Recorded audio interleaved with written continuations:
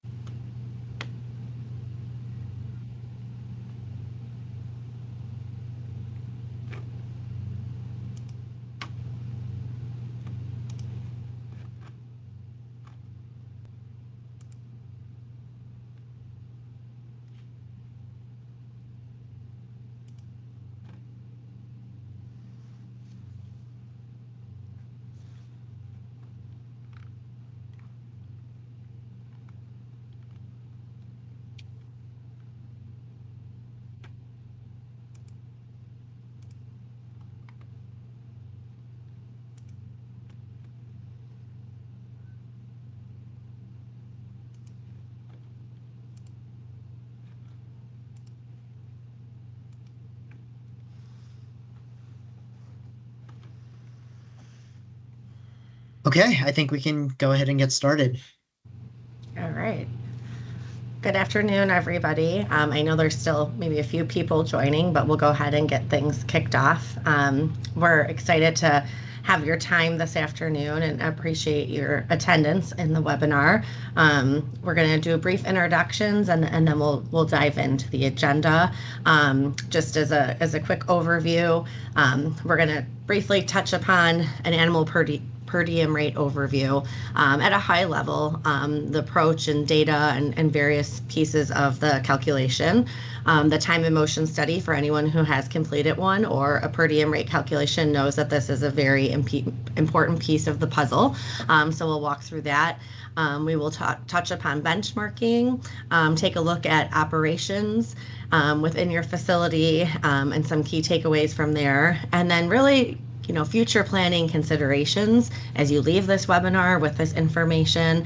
And of course, we'll have our contact information provided at the end. And I'll just go ahead now and let everyone know we welcome any questions throughout the presentation. But if you do want to send them through the chat, we do have time allotted at the conclusion of the slides, which is when we will address all questions, and we will also have time for Q&A. So if you have some, but you want to send it throughout so you don't forget that, please go ahead and do so. Looking forward to presenting this afternoon. I'll go first and just introduce myself. I'm Kari Kelly. I'm a senior director within Huron.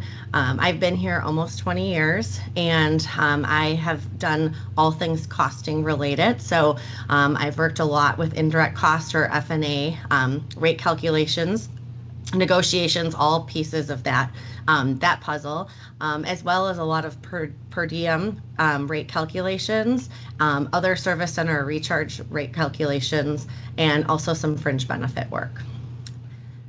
I'll pass this over to Neil to introduce himself. Hey everyone, my name is Neil Villani. I have over 7-8 years of experience in research administration, similar to Kari, just in that costing world. So bread and butter, indirect cost rate calculations, service centers, animal per diem rates, and all things animal center. So I'm really excited to present with the group here today. Michelle won't be able to join us today. She's unfortunately sick. So with that, I will hand it off to Autumn.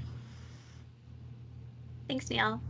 Hi, everyone. My name is Autumn Tennis. I'm a senior analyst within Huron, also specializing in indirect cost rate calculations, space surveys, animal per diem rate calculations, and several other types of work related to research cost accounting. So looking forward to speaking with you all today.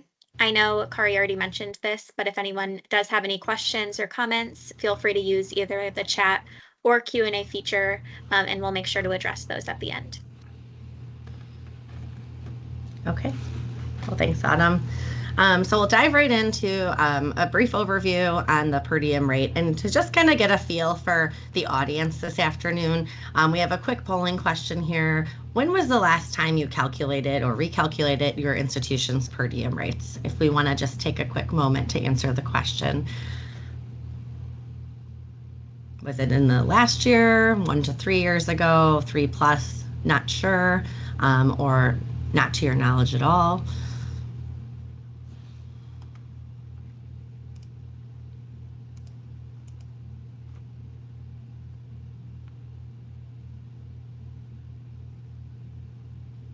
Okay, so we've gotten a lot of responses in, and it's looking like more than half have actually done this calculation within the past year. So that's great to know. And then there are some that it's been a few years, maybe aren't sure when the last time this was completed, or if ever. So that leads us to the second polling question. How often does your institution increase your per diem rates? So this is interesting, especially given that a lot of institutions have just gone through this process in the calculation.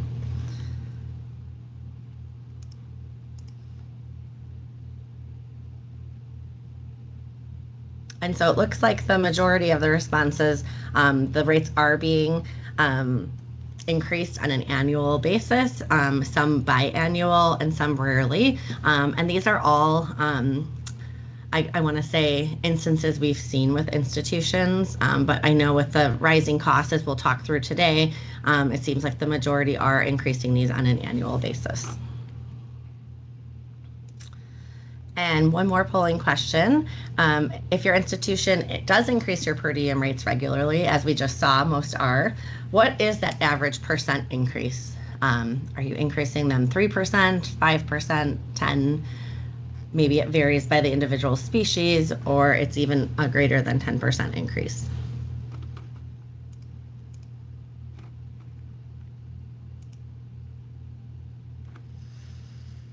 It looks like it's a pretty evenish split between a 3% increase. We are seeing a few that are 5%, and then some that would vary by the individual species as well.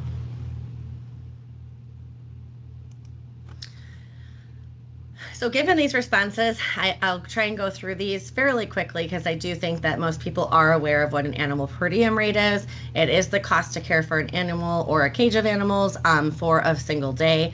The services, though, or the standard of care, as we'll talk about, that might vary from one institution to another, but hopefully is something that's accessible to your users.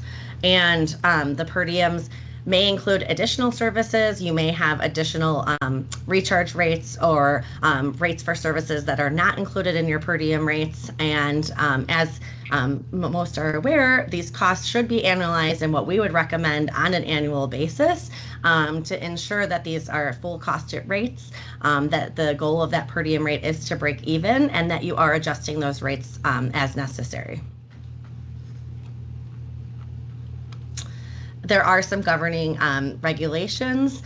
I'm sure most are familiar with the OMB uniform guidance.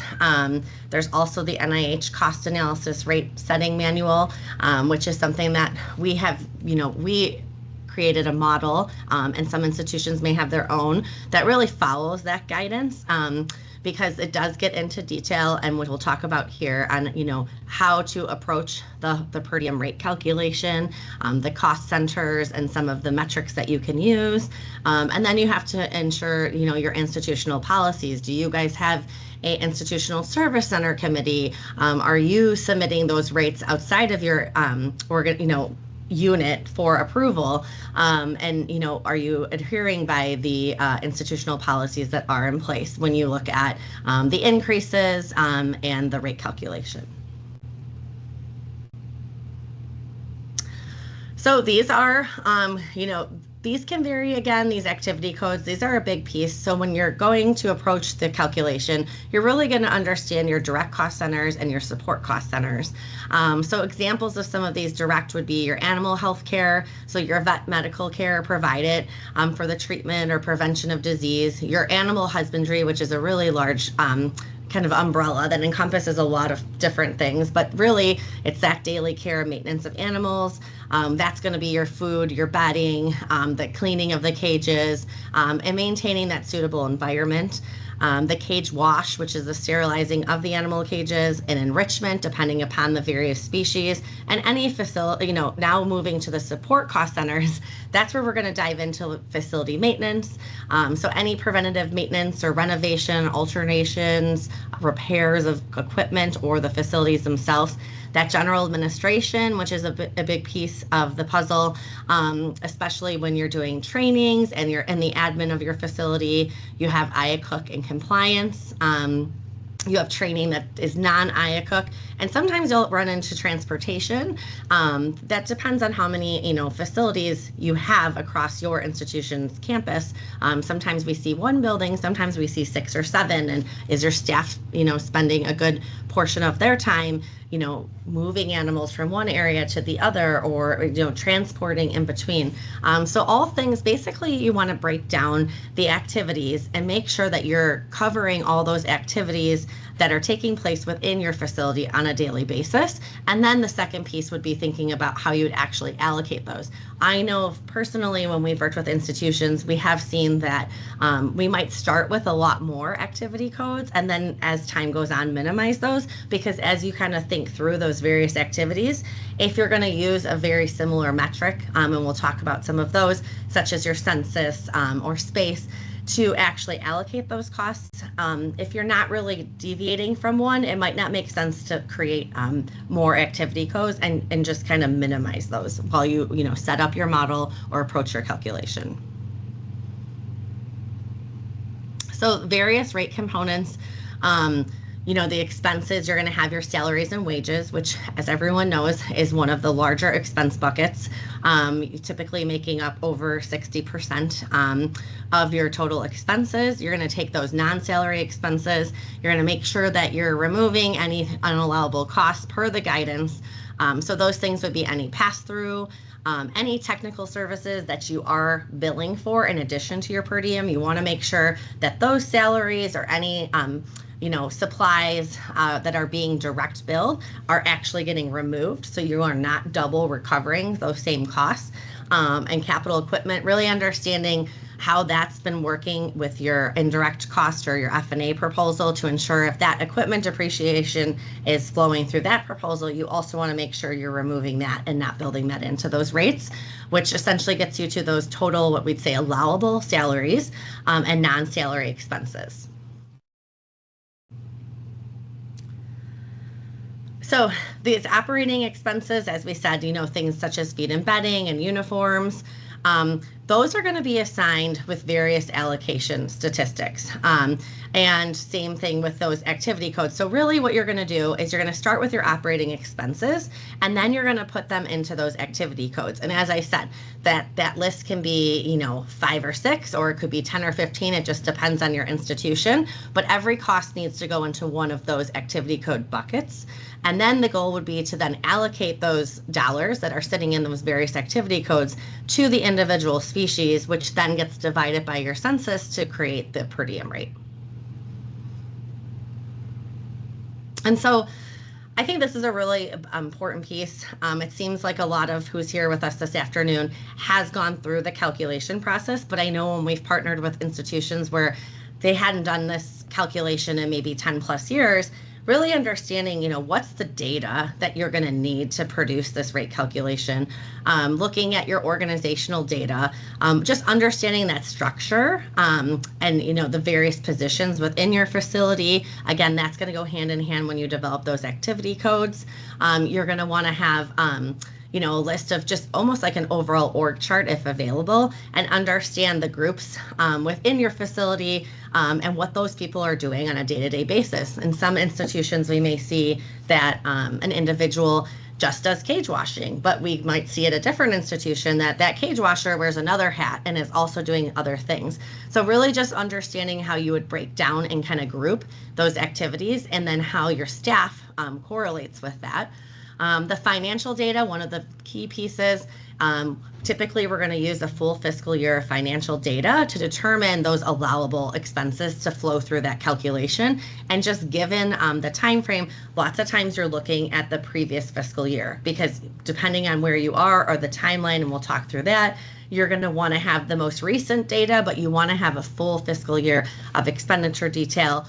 That being said, I know that we've made modifications to that to kind of try to true up the data as much as possible, and we'll talk through some of those as well. And then your allocation data. So those are going to be the various data points that, like I said, allow you to allocate or assign the activities to those specific species. So that's where the census is going to come in. And when we talk about salaries and wages and what a large piece of the puzzle they are, that time and motion study and the importance of that really hones in there. So as I said, the financial data. So you're going to want to use the most recent full fiscal year financial data, and the goal is to develop and calculate that break-even per diem rate. And whether that actually is the rate that gets charged, that might be a different story. But the calculation, the goal would be really to calculate a break-even rate that would recover all of the costs with offering these services. So some considerations when kind of looking at that data, lots of things that we like to discuss when we partner with an institution on a calculation is, are there changes to the current species list? So sometimes we'll see there might be some species that you have rates for at an institution, but again, if this calculation hasn't been done in recent years, you maybe have not had them, but you had once had them. So does that make sense? Or do you want to remove that and just wait to see if they start to be in-house frequently? Do you expect that there's going to be a new species? You already know this based on a project that's coming up. Well, then, we're not going to have that historical data or that previous fiscal year data in terms of census, but we want to make sure that we're bringing that into the calculation and basically calculating a rate with knowing that that species will be joining your facility. Are you at risk for compliance issues? So I know we've partnered with institutions on calculations. Sometimes it's been something that's been dinged in an audit, or just internally, like we talked about, are there policies within your institution that are requesting to see detail of cost-based rates? Again, you want to make sure that the rates you're charging. I know lots of times we've seen institutions maybe going through this exercise, but then just kind of it went to, a 2% increase or a 3% increase as time has gone on. And then do you really want to make changes to those current rates? And how do you kind of compare to other facilities? I know that's something that we'll talk about this afternoon as well. We do get asked a lot of questions about benchmarking, and I'm sure that within your institution, you have researchers that do question your rates or compare to other institutions' rates. When we look at revenue and expenses, how does that compare? And, how are you tracking that? And what is, just understanding the revenue that you're generating from per diems versus direct billed services. The payroll detail, you're going to want to have that. Obviously, when you have that financial download, you're going to have what salaries and wages equate to. Then you need to have a more detailed payroll file that's really going to break down your staff by individual, their job title, again, to understand where they're working and what they're doing on a daily basis. And then that's how you're going to, approach, as we'll talk about, that time and motion study. So being able to have that breakdown of employee by position is very important. And then is your data detailed enough to assign costs? We've seen institutions where they actually, when costs are getting entered, do assign them specific to institutions. Or we see where there's, one account code or expense code that's being used for like everything under the sun. And so then we actually have to kind of work to pull invoice detail and understand by vendors, what that makes up. And then as you go through and approach that might even be like, okay, maybe we need to create some more expense codes as you go through that exercise to make this make it easier to identify the various expenses within the calculation process. And again, you want to make sure that you're removing any unallowable costs, again, to be compliant. So anything that's really not in support of whatever that standard of care is for your institution and should not be included in the animal per diem rates. The census detail, you're going to want that by the individual species. You want to make sure you understand the unit. So are you charging by a cage, a tank, an individual animal, a family unit? You want to be able to analyze those animal care days by unit and by species to really know what that census number represents for the full fiscal year. And it's going to align with that financial data set that you are also utilizing for the calculation. And, were there any anomalies through that year? Sometimes we've seen where there's been a major repair or renovation, and institutionally you may decide to remove that or include it, just depending in a per diem rate. Or same with census. Was there a drop for some specific reason, but that's not going to be the case moving forward? Time and motion study. Have you conducted one? We will dive into these and talk about them. It is a very important piece of the puzzle because it is used to allocate those labor costs, which typically, as I mentioned, are a high % of your overall expenses.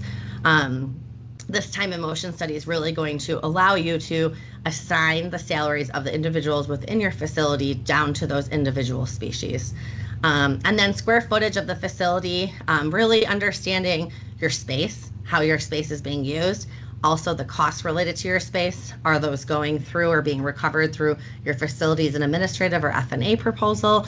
Are there costs that you could start to build into those rates? I know lots of times when we go down that path, those rates tend to get a little higher than anyone has the ability to charge, but it's also a very important piece of the picture because that really is the full cost of your operations.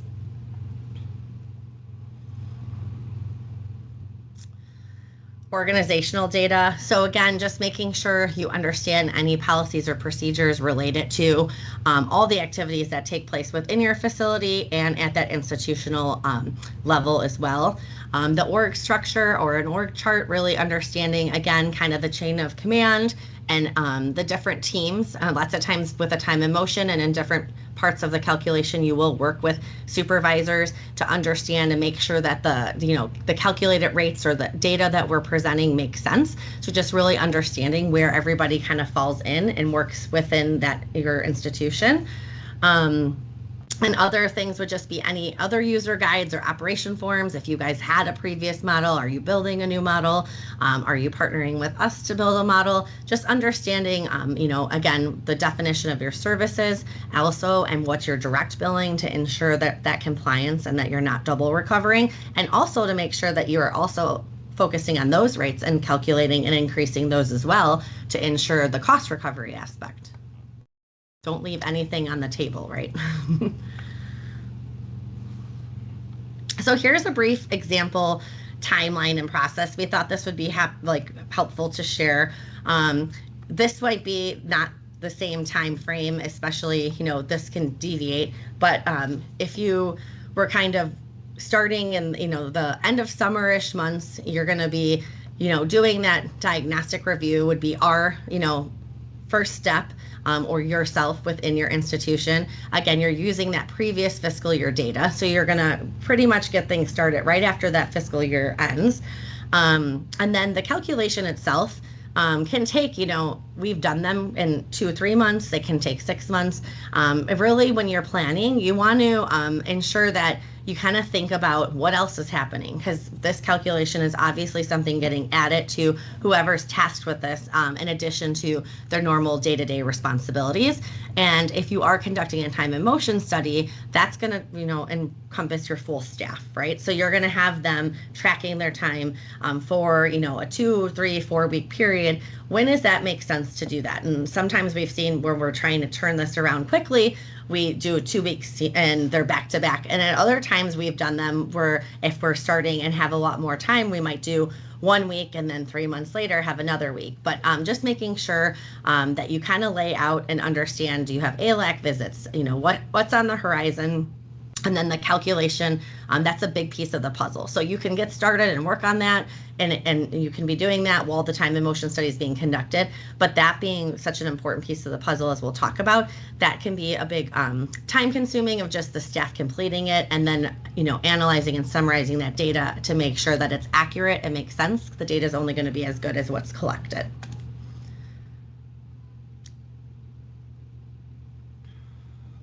So brief overview, just, I've walked through these, but the calculation steps are really gathering that data, whatever model is being utilized, making sure that it's set up and appropriately allows you to assign and accumulate costs to those various activity codes. So at the beginning, you want to make sure those activity codes, encompass all those various tasks and activities your staff are completing on a day-to-day basis. You want to make sure you conduct a time and motion study, and we'll talk through that and different approaches to that study. To determine then also for some of those activity codes, what's the best allocation methodology for those. And then ultimately you're going to allocate those costs to the individual species, utilizing census data to then divide and calculate and produce per diem rates. So I think this is just highlighting again, making sure you want to use a full fiscal year of costs. Making sure that you have all the costs, because you want those rates to represent a full costed picture of the services that you're providing. Sometimes we've seen personnel that are paid outside of like the animal facilities org, but they're being paid to do jobs within there. Make sure you're bringing any of those costs that might not be sitting, and then also making sure that you're removing any costs that would be a double recovery or unallowable. You're going to identify support costs or activity codes. And as often as you can, if you can directly assign a cost to a specific species, if you know this bedding is only used by this rodent, anytime you can do that, then that alleviates kind of the whole allocation process. So ultimately that's the goal, but there's a lot of expenses that are not able, you don't have that ability to direct assign them to a specific species, which is then where you kind of go through this process of assigning and accumulating costs to those various activity codes. The time and motion study is a very important piece. We'll talk about that. Having your staff track your time. Lots of times what we do is 15-minute increments. That seems to be what works best, because there are activities that can take a shorter amount of time than say 30 minutes or 60 minutes. But ultimately, like this screenshot here is just showing the various job titles and then the hours that were accumulated in the survey by those various activity codes that then really creates that statistic to allocate all labor costs.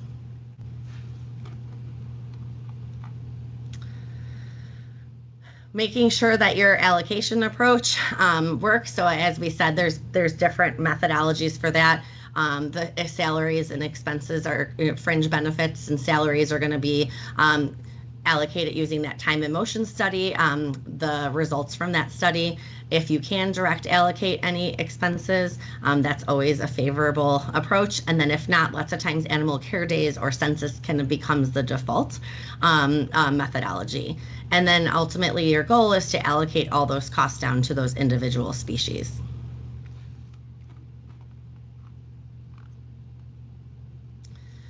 The census detail, making sure that you have that and at an annual total, because that is also a very important piece. So sometimes we've seen, again, are there big swings? Are you making sure you have the correct units? Are you charging individually or a cage? That's another thing when you look at benchmarking to consider as well. And then ultimately you're going to, divide all of those accumulated costs by those animal care days to calculate those per diem rates. So what are the benefits? I mean, this is really what I like to discuss here. This is, what we've talked and partnered with a lot of institutions on, especially if you haven't gone through this exercise in quite some time. I mean, this really does calculate the true cost of the animals. It helps to identify certain species that are associated with higher operational costs. So sometimes we've come in an institution said like a finch or something does take a lot more time than somebody would think, and that the rate's not really representing that, especially when you think of time, because the salaries and benefits associated with the individuals is one of those larger expenses. So ensuring that you really have the cost assigned to the correct species and it's a representation. What's the budgeted versus your actual spending? Some institutions use this data to request a subsidy. Some institutions use this data, like I said, even when you bring in like the full costed picture and look at what are those space related costs. This can be, some good data points that can be used internally within your institution, and just helps you to understand, what your spending patterns are, and how maybe they vary from what was budgeted to what actually did get expensed in that last year. There's also forecasting and future planning. So a lot of the models will talk about that as well. You can kind of start to plan and go out or give your researchers, maybe a forward-looking picture, okay, we're going to implement a 3% increase, and then we plan to do that for the next 4 years because we already can see that with that we're not even coming close to that calculated rate. So it just allows you to forecast and future plan as you look forward with your institution. The subsidized species, so analyzing them on an annual basis is, are there shifts and swings? Are there expenses that are changing? I know we've seen a lot of increases in expenses. So are you really cost recovering? If you calculated your rates 3 years ago, how much have some of those just day-to-day expenses increased? And that rate's probably not representing that. And through this process, you can also identify which species rates are closest to the true cost and which are being subsidized at a higher level. Are you actually charging that full costed rate, or are you charging a portion of that? But again, looking at like the request of subsidy adjustments, like looking from one year to another, really will show you those cost drivers through the calculation, and might justify a subsidy adjustment. Are you, instead from the survey, it looks like some rates are being subsidized depending on those various species. And so making sure you understand that and which ones are being used by your users. And overall, just that transparency will strengthen the case for adjustments, and also to your researchers, just that this is the true cost. And sometimes even just showing that this is really what it's costing and you're still not even charging that helps when they're saying these rates are so high. When I look at X institution, their rate is lower. This is all would provide that transparency. And I know that we've partnered with a lot of institutions after going through this process just to present the data to a research committee, or have an open forum so they can really see and understand that rate calculation. I think that's a helpful process, and we've found success at many institutions doing that. Some of the stuff, when we talk about the time and motion, and I know Autumn's going to go over that, but it's not the purpose of that study, but we do get a lot of data to understand through that study the resource allocation. How are your resources being utilized? And like I said, do you have people that have one job? Do you have people wearing 3 different hats? A lot of things will come through with the time and motion study. And it might highlight some tasks or activities that are taking more time than you would think, or some inefficiencies in how you're staffing your facility, or how you're kind of tasking the various tasks across those various staff members. Staffing levels, again, so it does reveal opportunities to rebalance workloads. Lots of times we'll talk about, you might have open positions. Do you build those into the rates? Are you actively hiring for them? But through that time and motion, you do get a lot of data related to your resources that can be helpful for you when looking at more of that operational picture.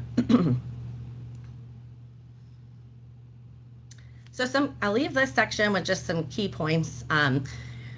A per diem rate, should be that full cost rate. What is that true cost, encompassing all costs related to the care of that specific animal or cage for a single day.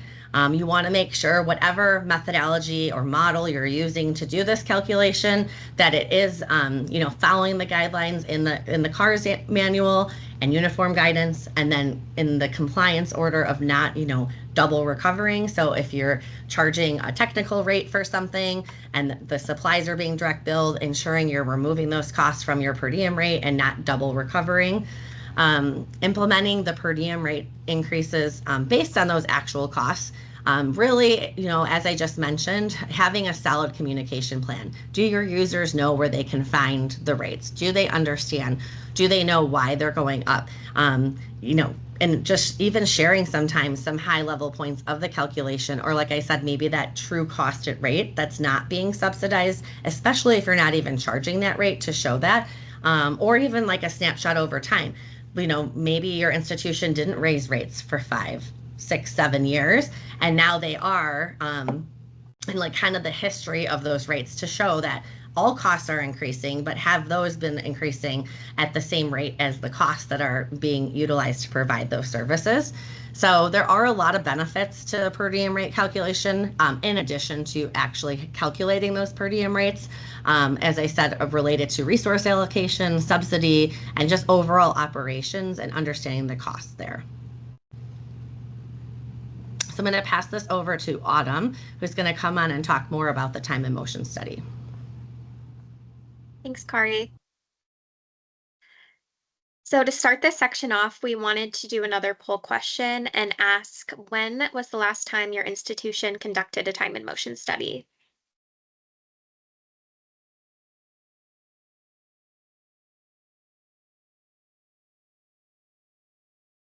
I think we just launched the poll. So within the past 6 months, 12 months, the past few years, or not sure.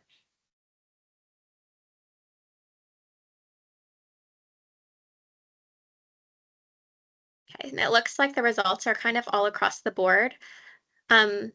Many institutions within the past 6 months, some within the past year or 2 years, and a lot of people not sure when the last time that a time and motion study was created. So that's going to be really helpful as we go through the next couple of slides and talk more about the time and motion study process.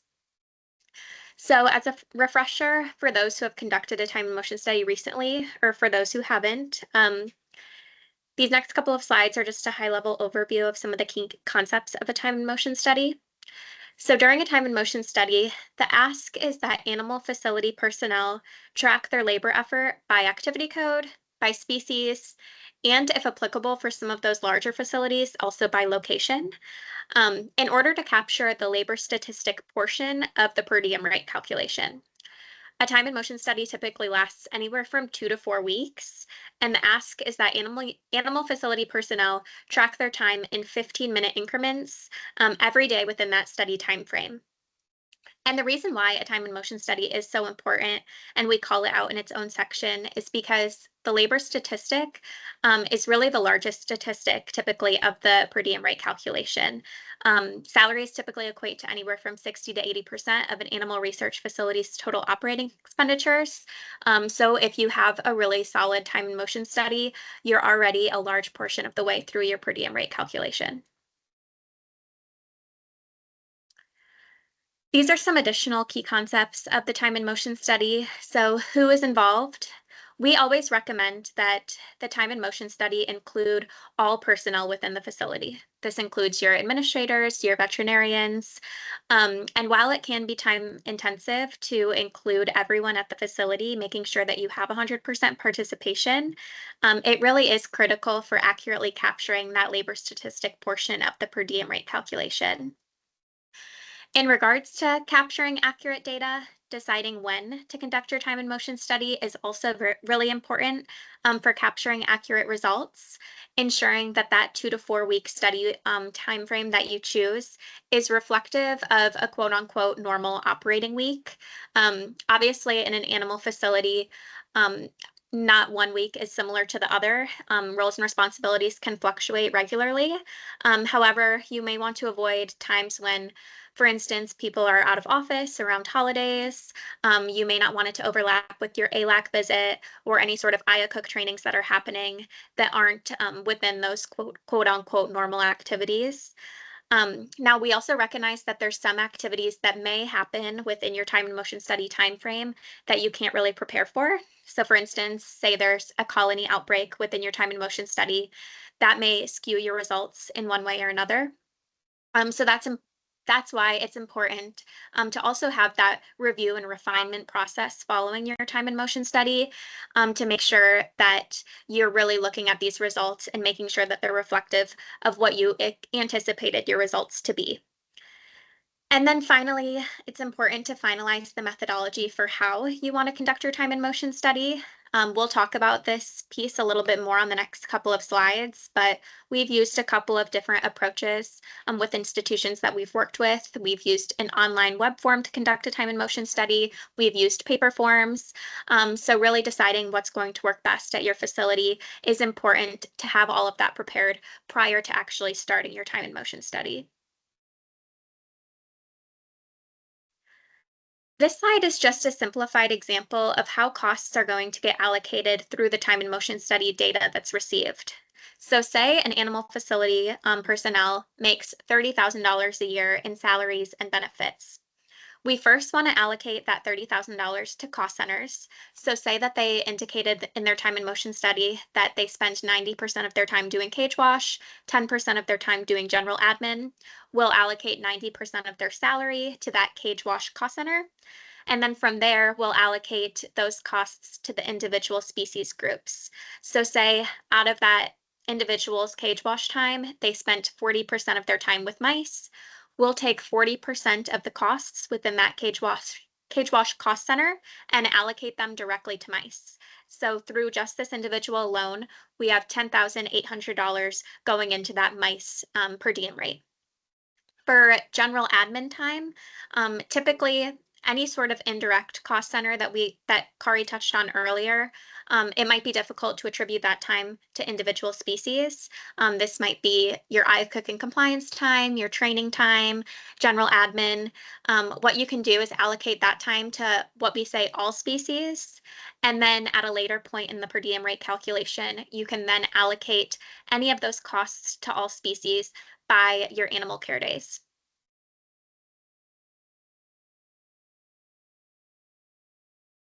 So like I mentioned earlier, we wanted to talk a little bit more about the how to conduct a time and motion study, including which methodology is going to work best at your institution. So say you decide to opt for a traditional time and motion study, which is when all your staff members are tracking their activities in those 15-minute increments in the study time frame. The pros of going through a full traditional time and motion study is really that you're going to get the most precise output and your most precise labor statistic. However, it is a higher time commitment. There's still some review and refinement, like I mentioned, from supervisors. And so it is a more significant lift. especially for administrators to conduct your time and motion study. However, you are going to receive the most accurate data this way. There's two main ways that we've conducted time and motion studies at the facilities that we've worked with. First being paper forms, like I mentioned. So this is a more traditional approach to your time and motion study. So all individuals would physically fill out a paper form where they track the activities and the species that they work with. And then at the end of every day, they would hand that paper form in to, say, their administrator or their supervisor. And then from there, that paper format information would then need to be digitized over to an Excel or some sort of online platform so that you can utilize that data for the rest of your per diem rate calculation. There's obviously pros and cons of the paper approach. First being, most people are going to have access to your paper forms. But your main con is that there is more of that administrative burden of transferring that data over from paper to an electronic format, which is why we've started to utilize more online forms for time and motion studies. So this is especially valuable if you are a facility that has their personnel have some sort of mobile device, tablet, access to a laptop or computer, where they would be able to complete their time and motion study in an online web form of some sort. However, we recognize that not every facility is going to have access to that mobile device or tablet, and that might be limited, which is why many institutions will still utilize the paper format. But we'll talk a little bit more about that on the next couple of slides as well. If you do not have the time or the resources to conduct a typical time and motion study, there's also another approach that we use called the imputed method, where leadership or supervisors would input time and activities on behalf of their staff for a typical work week. This approach is not going to be as accurate as your traditional time and motion study, but it can save time. It can be more feasible for an institution to complete, especially if you're working on a condensed time frame or you're really understaffed. This can be a helpful approach. A couple of things to keep in mind with this approach is, first, a supervisor's perception of time and activities may not reflect the actual time that techs and other employees are working and spending on their tasks. It can also be easier in this approach to miss or overlook certain activities. Maybe, some groups are doing more direct build services or one-off tasks than others, and those might be more easily missed if individuals aren't physically logging their time through a traditional time and motion study. And these next couple of slides are just going to be visual examples of the methodology that you may choose.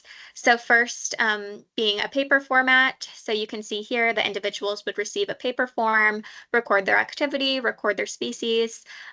You may have used something similar to this paper form when you've conducted your time and motion study at your institution. And then again, this data would then need to be transferred into some sort of digital format for the rest of the calculation. And then the next approach would be more of an online form that we've used at several institutions now. So say a animal facility personnel has access to some sort of electronic device. They can either scan this QR code or copy the link there, and they'll be taken to an online web form where they can start their survey at the beginning of every shift, and then they can submit their survey at the end of every shift, just doing this survey every day throughout the day on their mobile device, rather than completing that form via paper. And again, this can be a helpful resource for those institutions that have that access to technology, and it'll alleviate some of that administrative burden of having to digitize paper forms.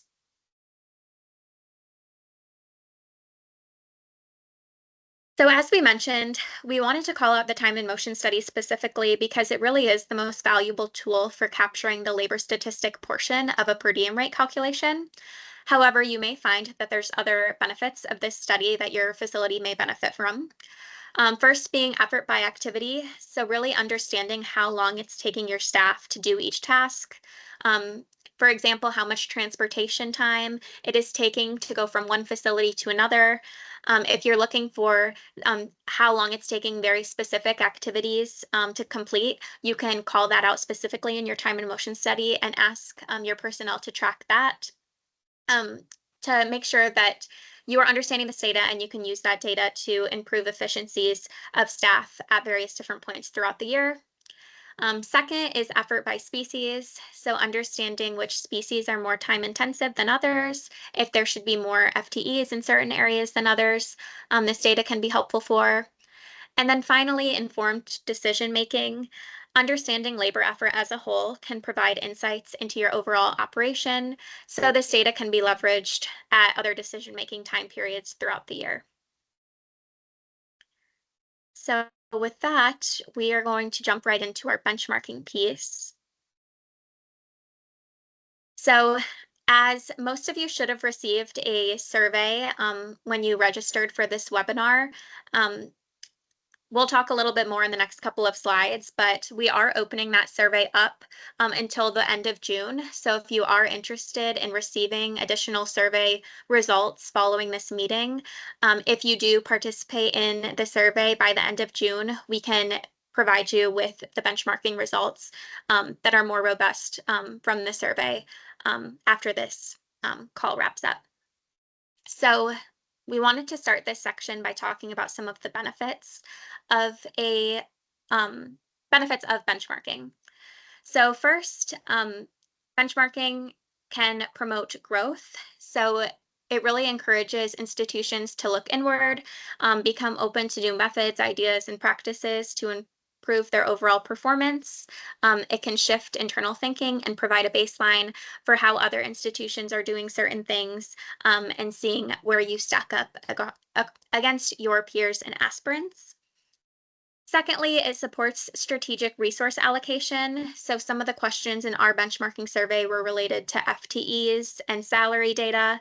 So that can be helpful to know if you need additional FTEs, how other institutions are treating FTEs. That can be helpful. Additionally, it enhances transparency. So you may see publicly posted per diem rates online that you can use for your own benchmarking of how you want to price your rates at. However, it can also be really helpful to know how much each institution is subsidizing their rates. So knowing that the rate that you see online posted on a university's website most likely isn't necessarily always their cost-based per diem rate.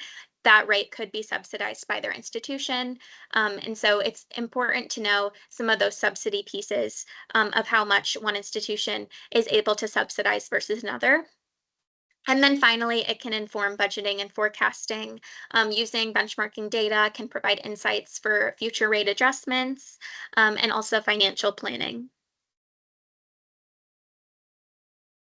So while there are many benefits to benchmarking, we also just wanted to highlight some of the challenges or also limitations with benchmarking data, mainly knowing that when you do benchmark one institution to another, it's never going to be apples to apples. So for instance, first, geographical differences are important to call out. In different parts of the country, there's a different price of living, different costs. And so that's something to take into account when you're looking at salary data, expenditure data, et cetera. Structural variability. So not every animal center is run in the same way. There could be a different organizational structure from one to another. Also, not every institution is going to include the exact same expenses in their per diem rate calculation. For example, some institutions may choose to subsidize the enrichment component of their per diem rate calculation, whereas others might put that into the per diem. So it's never going to be apples to apples. One institution may include more costs in their per diem rates, and one institution may include less. That also goes into the standard of care. So not every standard of care is going to be the same. And we always recommend that the per diem rate calculation be a reflection of the standard of care. And so, for instance, some institutions might have more services included in their regular standard of care that's rolling up into a per diem rate, whereas other institutions might be direct billing those services to investigators. There's also going to be diverse funding models from one institution to another, whether that be external funding sources that one institution may have, or some sort of institutional support, for instance, in the form of a subsidy that one institution may have and another may not. not just if one institution gets a subsidy and one doesn't, but also the approach of how a subsidy is handled. Some institutions may choose to subsidize certain parts of their operation compared to others. Some institutions might have a flat subsidy that is spread across the entire operation. And so knowing that subsidies can be treated differently across each institution is also important to think about. And then finally, treatment of special services. Billing procedures are going to be different from one institution to the next. And so keeping that in mind when you're comparing one institution to another.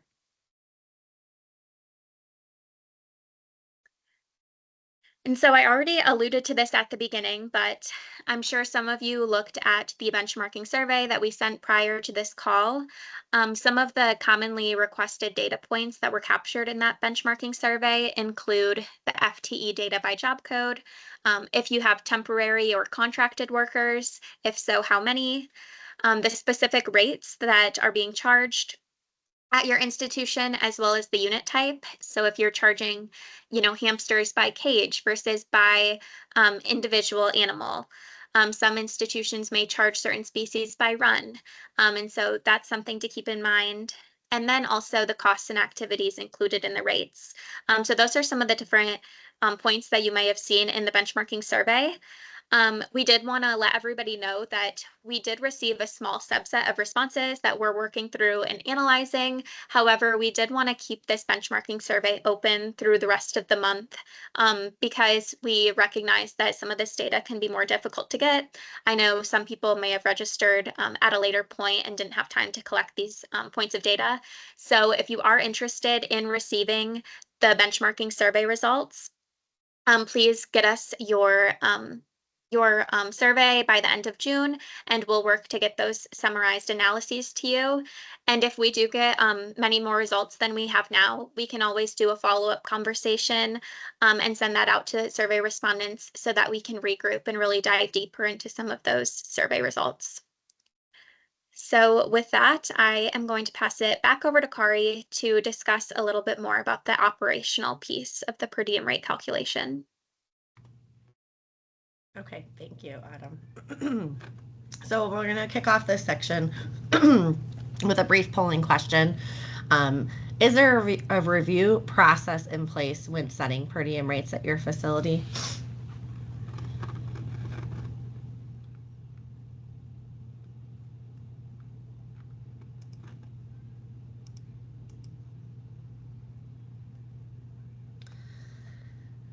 Okay, so the majority, it looks like your rates are submitted to the institution or university for approval, and some are reviewed internally within your facility, and maybe a small response that there is no formal review process, or also that there isn't, but you are looking for ways to implement a review process within your institution. Thank you guys for your responses. So when you think about operations, some of these key components, and these are things that we've discussed already as well. Census tracking. So the tracking of your census, what's the process in place? Are you reviewing your census monthly? Do you have fluctuations? Are you understanding them? Are you aware of them? Making sure you're tracking new species upon arrival. Sometimes if you have, multiple locations within your institution, sometimes they differentiate by census. But it is important. It is a very important data piece to the calculation, as well as it's really imperative for budgeting the FTEs, making sure you have adequate staff, as well as, it's really, what you're dividing all of those operating expenses from to calculate that per diem rate.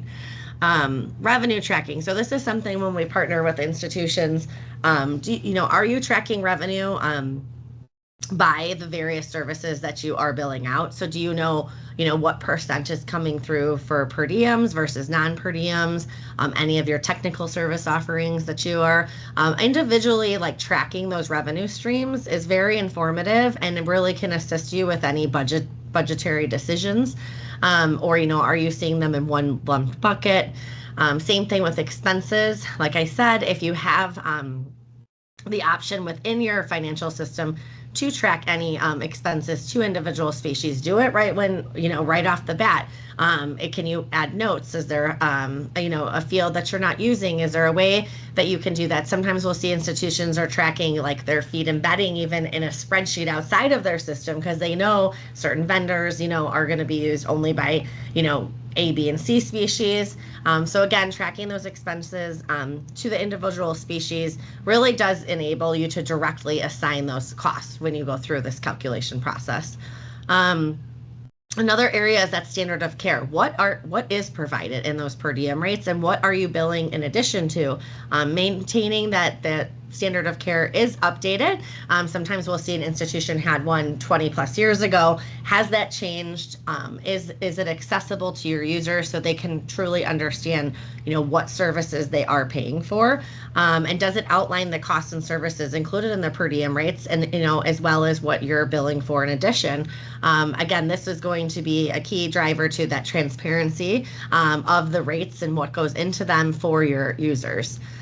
Does your institution have a subsidy? Are you strategically utilizing the institutional subsidy? Really, that'll help you to, collaborate with your institution. Are you only subsidizing specific species? Are you looking to increase that subsidy? Doing this whole exercise can strategically, utilize this data to, build a business case even to show that, you're operating at, a loss, and you're not able to charge those users the full cost at rates. And I'll say, and I know Neil touched upon this too, though, we are seeing larger increases than we have seen just given the current federal landscape, and we'll kind of go over that here in a few minutes. And then just, clearly define roles and responsibilities by job title. So really having a good org structure, an org chart, understanding, where are people reporting, what are their day-to-day tasks. It can help you to identify opportunities to standardize roles. And when looking at efficiency and the services you're offering, and, are you adequately staffed? Have you guys been operating, with a staff that is 4 people short and you've been actively recruiting, or maybe you haven't had the opportunity to actively recruit? Just really understanding your roles and responsibilities across all positions really will enable that efficiency and productivity, or even again build a business case if you're trying to have approval of another position that you're wanting to add or fill that hasn't been. So data tracking and census, some common missteps, and some I may have went over. The misuse of animal care days versus census, really understanding what is making up that number. Are you charging by an individual species or a cage? Not tracking new species immediately upon arrival. There are costs that are associated immediately. Did you, ensure that you picked all of those up and that you can, carve those out and assign them to that specific species? System counting errors, how are you counting those care days? Again, that goes into that census and making sure that that number is as accurate as possible. And differentiating tracking methodologies by area. So satellite versus main campus. Do you know where your species are? And are they moving around when you're doing your census? Do are you making sure that you're appropriately approaching that, you're not double counting, and that you are accounting for all of your locations? And then not tracking. We've seen this where there's a satellite, and those species weren't being accounted for. Well, there's costs associated with them, so you want to make sure that your census is whole. So some best practices to consider, monthly review of census, that helps to, resolve errors. The annual census comparison to understand population and fluctuations, to track new species upon arrival, like I noted, is immediately because there are costs associated. Consistently track census by location if applicable. So if you have 7 sites, making sure you understand, who's where, and avoid discounting or no cost rates whenever possible. I know sometimes we've worked with institutions that has had a PI that's been there for 10 years and somehow negotiated their own rate. We would frown upon that, and you want to make sure that you're charging all your users the same rates, especially if you're providing the same services. So when looking at revenue, some common missteps that we'll see is, as I mentioned before, tracking revenue as a lump sum rather than differentiating it by the individual species or service offering. Do you know the revenue that's making up, your per diem rate charges versus anything else that you might be direct billing or technical services?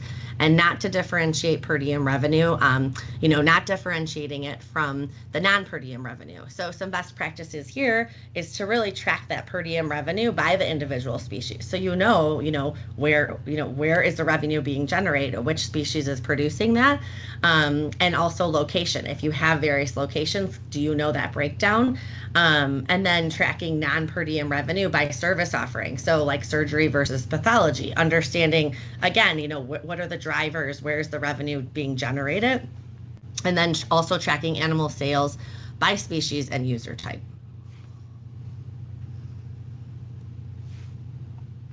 So looking at expenses, some recommendations here is, as I noted before, if you can track expenses by specific species, please do, or location. I know our model has the capability. We've done partners with institutions to actually calculate rates by various locations.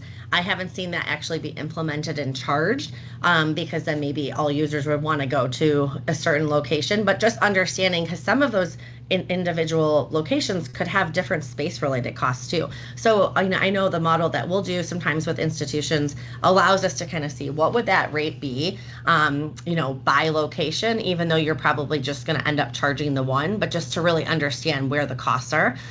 So again, tracking any expenses as you can by species or allowing you to be able to directly assign them. So feed bedding, enrichment, any other materials. Sometimes we see specific enrichment for specific species and we're able to do that. Some species or locations maybe have greater PPE requirements, such as the BSL-3. So understanding, because there could be more costs related for a facility for something of that nature as well. And then I'm going to pass this over to Neil in a minute, but that standard of care, I know I mentioned this earlier as well. If you haven't taken a look at that in a while, make sure that it's, up to date. Do you have one? Do you have one for individual species? Because some are going to require different services. And some key elements is, what are the costs? If you look at your per diem rate calculation, what were all the costs, husbandry, cage wash, general admin, training that go into that individualized species rate? And does that standard of care mirror that? And then, what are the additional charges that are in the non-standard services? And is that carved out, spelled out? Do your users really understand what they're getting between the per diem rates versus anything that they're being billed for in addition to that? And now I'll pass over to Neil. He's going to jump in and start the subsidies discussion. Thanks, Kari. So that leads us to, why subsidize? There's a bunch of different reasons, but just to highlight a few, the impact on research, your rising costs, your facilities maintenance, your regulatory compliance, and your budget. We're seeing a lot of institutions run into a large increase in costs, whether it's from the contracting fees to pharmaceutical costs to replacing an equipment. We always recommend when you're going through your rate calculation process to adjust the model with predictable future expenses. So for example, if you have a union for your husbandry staff, increasing the salaries to account for some of those union increases that you might know year to year to year. If certain maintenance costs increase every year, you can include that in the rate calculation. But you're always going to run into, your cage wash breaking down. You're going to need a new piece of equipment. Those are some of the reasons why or how those subsidies can be used to cover some of those increase in expenses or some of those one-off costs. The goal is to break even annually, but everyone pretty much has an under recovery of costs, and the whole purpose of the subsidy is to kind of cover that to make you whole. So some considerations here, when you're thinking about your subsidy is diving into your standards of care that Kari was just mentioning. Evaluate what do you want to include in your standard of care and what happens when you have situations outside of your standard of care. So for example, if you clean your mice cages bi-weekly and a PI for their particular project needs it to be done weekly. It might be considered outside of your standard of care, and you have to determine, okay, are we going to charge them a separate fee, like a fixed fee contract? Are you going to charge them hourly based on the time it takes? What's the way that you're going to utilize to recover those costs, because you're now changing those cages twice the amount than you typically do. Understanding the subsidy goals from leadership. I think this is really important. Align with leadership to understand, what should the subsidy cover and what does it currently cover and what does it not cover. What do people think that it should cover? Should it cover all of your equipment maintenance? Should it just be covering the difference between your calculated and current per diem rates? What's included in that subsidy amount, and how is that amount kind of derived? With that, you want to discuss your future plans. Are you planning on increasing the services that you're offering or decreasing them? Are you planning on increasing the diversity of your species, or are you just going to primarily work with rodents or rabbits, whatever it might be? So really understanding the future planning and making sure you have the right subsidy to cover those future plans.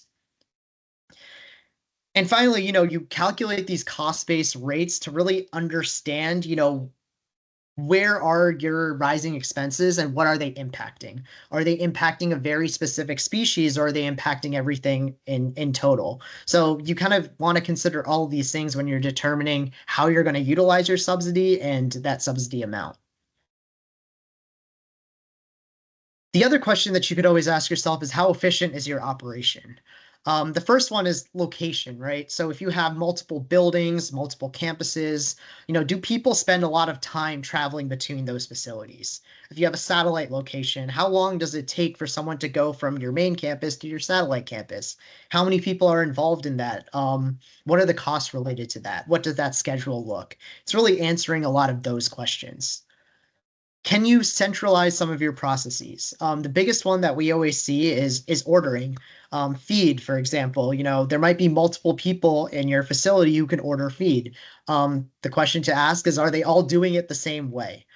Is there a way to centralize it and only have one or two people do it rather than three or four? Are they filling out the same spreadsheets? Are they tracking it all in your system or outside of your system? When you're really trying to understand what the true costs of your animal species are, it's really important to understand, how are these things being tracked? The time and motion, Autumn alluded to this a lot, but can you track your time commitment by species and by location? Do you have a system that can help you track that? Or are you really relying on that time and motion study, paper form, mobile forms to really get that information? We've seen in certain animal facilities where they might have a system where they can track where people are working day to day, which species they're working. Sometimes it's not as robust, sometimes it is. So just understanding, what do you currently have and what are you trying to get to? And then system utilization. So can you leverage the system technology to track your efficiencies? The main question with that is, do you have an animal operations software? Do you have a way to track your room assignments, your animal count? Do you have a way to track status reports? This is just a couple of screenshots from one of our animal operations softwares, but just, do you have a way for you to understand where people are located in which rooms are what species are located in each one of those rooms? Like, what level of detail can you pull from? Because I think, in this current environment, people are really trying to understand what are the costs and how can we, bring those costs down to those individual species. So with that, I'm going to go into those future planning and considerations.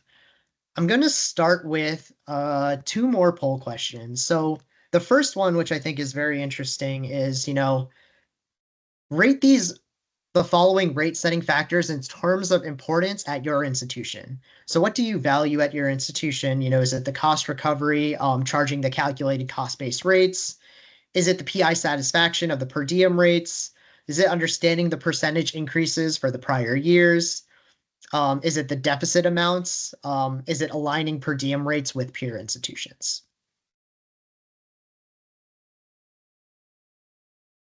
And so with this one, you can drag this back and forth and order it. So it's a little bit different of a poll. And I think this is a really important first step because understanding what you rank higher in terms of importance is going to yield different conversations on how you utilize your subsidy or what you're really trying to focus in on.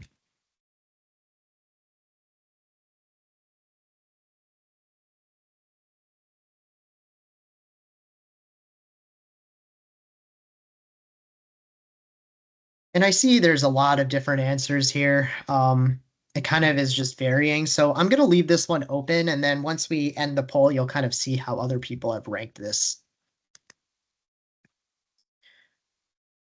The next question, which I think is definitely on everyone's mind, is, given the recent, federal landscape changes, do you anticipate increasing your rates more than normal?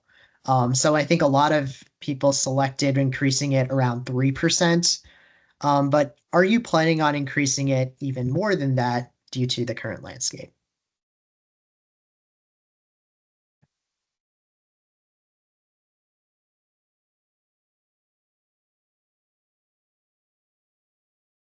So this one is kind of jumping back and forth. Few people are saying yes by a marginal percentage. Um, some of y'all are saying increasing it substantially. And then, it's just that uncertainty. Few people are unsure and few people are saying no. So I think that's the main topic on everyone's mind. So let me first talk about, what do have we observed? A lot of people have outdated rate calculations. They haven't formally recalculated their rates in recent years, and they have kind of kept them unchanged. So due to this current landscape, I think they're really focusing in on understanding what their true costs are. We've also noticed the opposite, where you've calculated your rates and now you're deciding to substantially increase the rates to get closer to break even. Institutions are seeing kind of that subsidy level, the difference between the calculated and the current rates, and asking animal centers to kind of close that gap within the next couple of years. And we are seeing an increased scrutiny from internal costing groups at your institutions. So they're requiring stronger justifications for rate increases and rate calculations and trying to really understand the deficit amounts year to year and understand what the projections are for the future.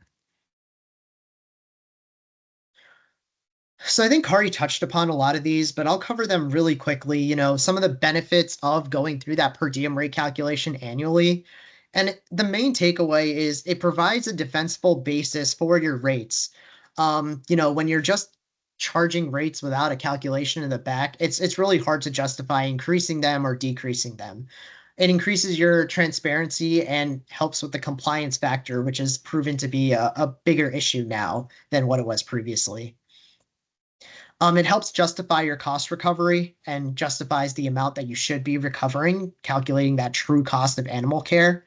It helps with your budgeting and planning for the future years and with your efficiency.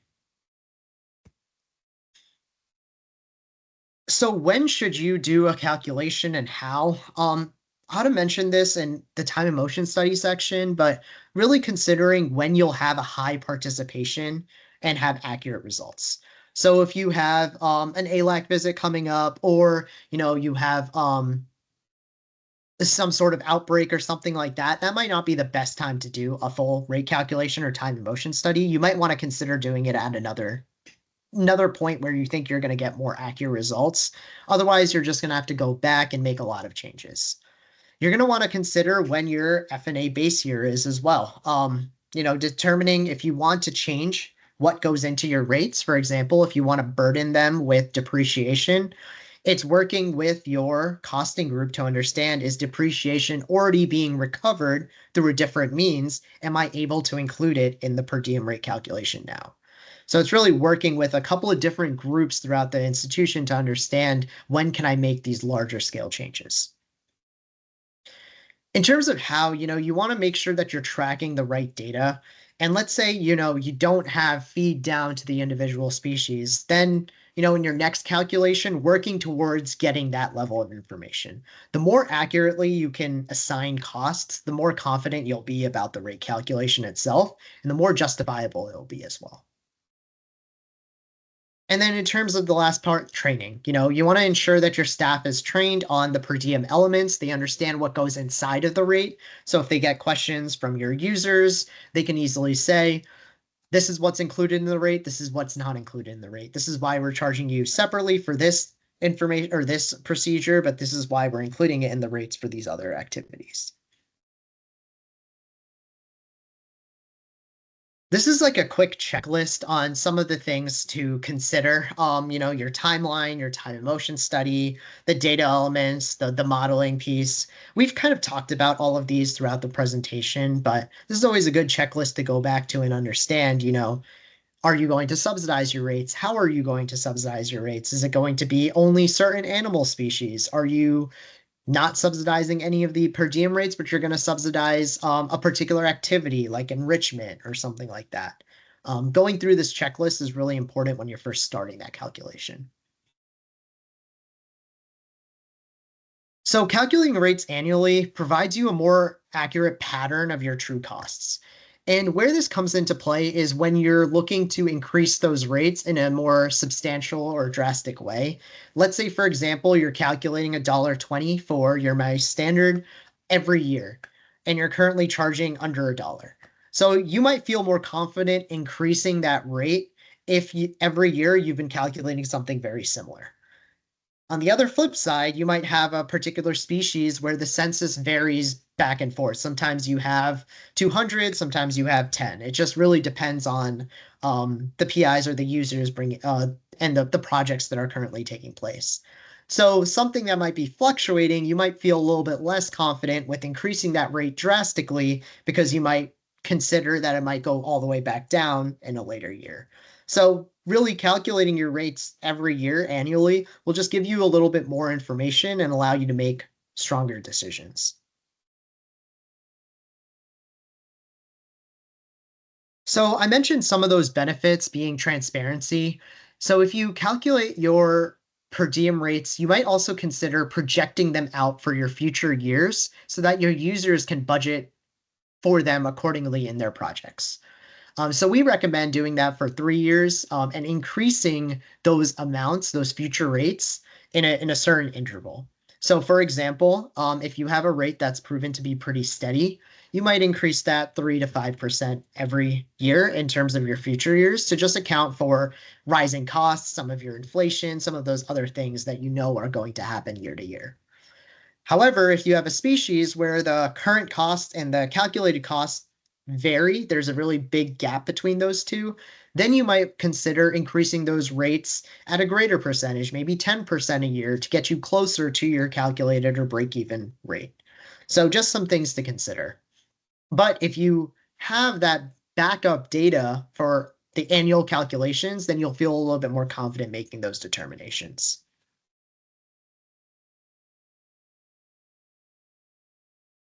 So now I'm going to quickly talk about, what's happening in that for this current climate.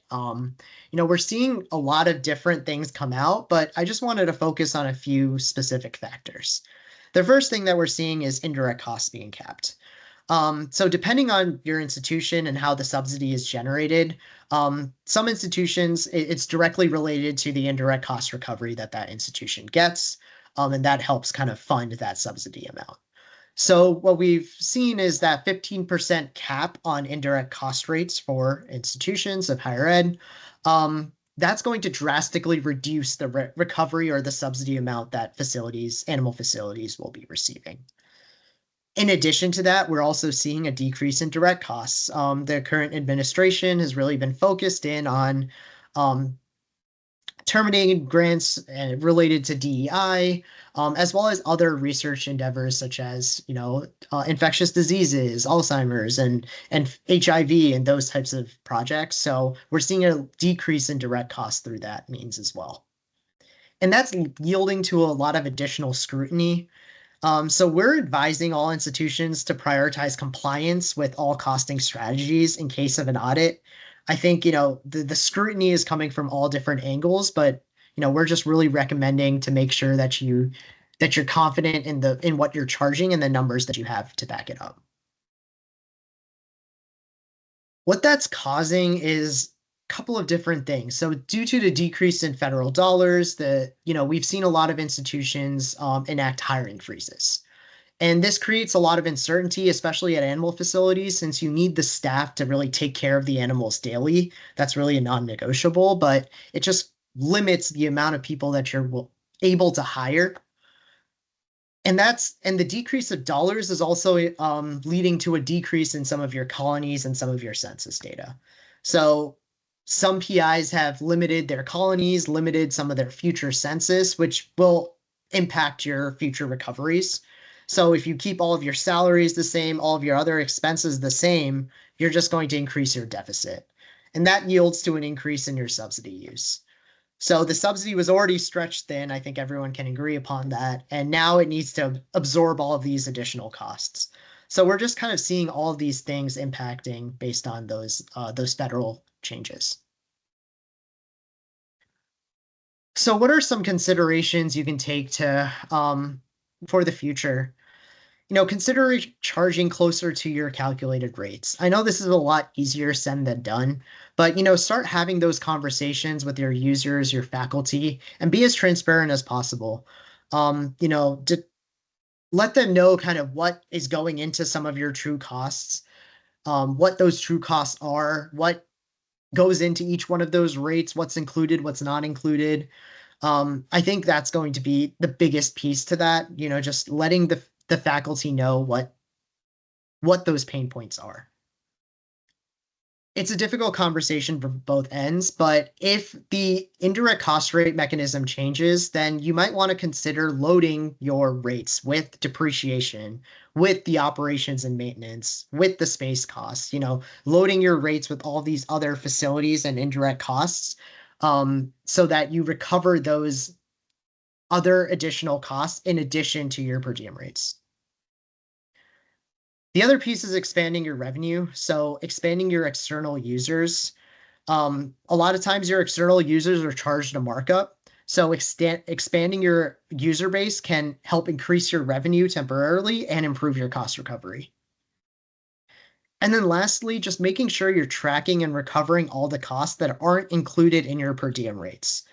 So really going back to your standards of care and understanding, are we charging for everything that we can be? And are we including everything that we can within our per diem rate calculations? Making sure that you have systems to identify and recapture costs excluded from per diems is going to be very important. So things such as your specialized services, your specialized feed, your specialized bedding, and some of those one-off purchases as well.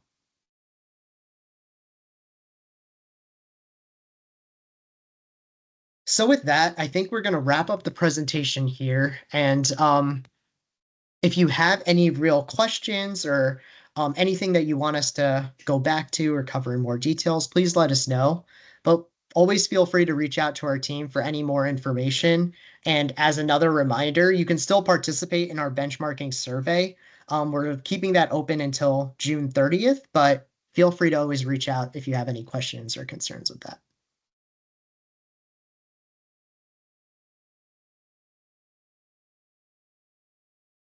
And yes, I do see something in the chat. Can you please share a copy of the slides? Yes, so after this presentation, we will be sending a copy of the slides as well. So look forward to that email.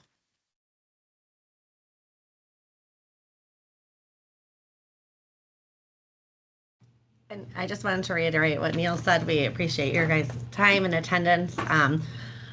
We tried a different approach with doing the benchmarking survey.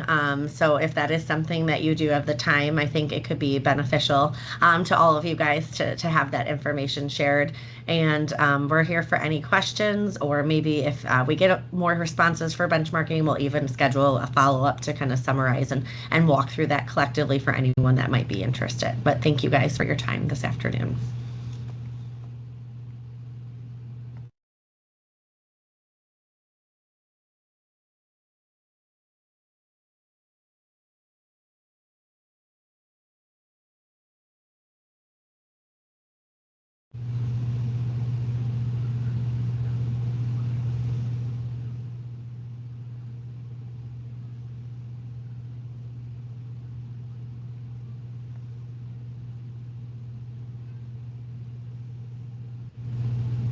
Thank you, everyone.